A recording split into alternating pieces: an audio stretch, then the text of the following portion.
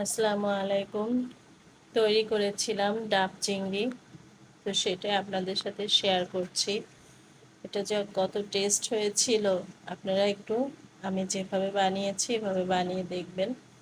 খেতে কিন্তু খুব ভালো লাগে আর সুন্দর একটা ঘ্রাণ বের হচ্ছিল।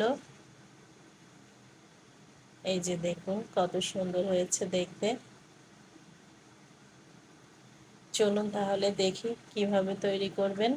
আমি এখানে কালো সরিষা নিয়ে নিচ্ছি 1 টেবিল চামচ, দিচ্ছি পোস্ত 1 টেবিল চামচ, নারকেল কোড়া 2 টেবিল চামচ, আর দিচ্ছি সাদা সরিষার গুঁড়া।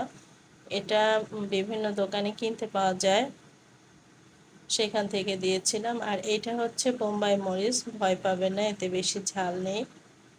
ওটা কিছুক্ষণ ভিজিয়ে রাখবো। আর এদিকে নারকেল থেকে দুধ বের করে নেব। আমি এর জন্য কুসুম গরম পানি নিয়েছি, একটু ঘন দুধ বের করব।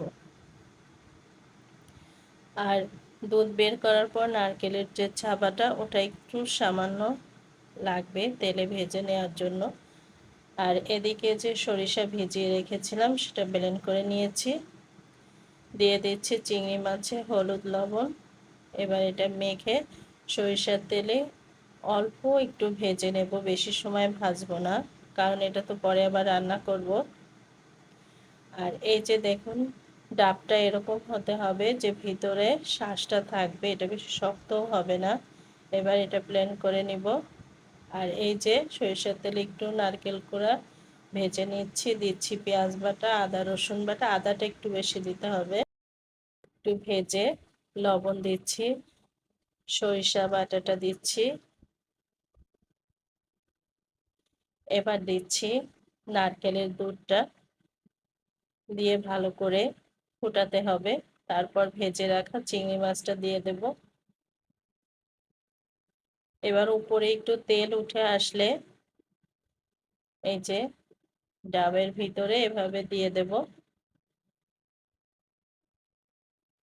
এরপর এই যে ডাবের শাঁসটা ব্লেন্ড করে রেখেছিলাম সেটা দেব।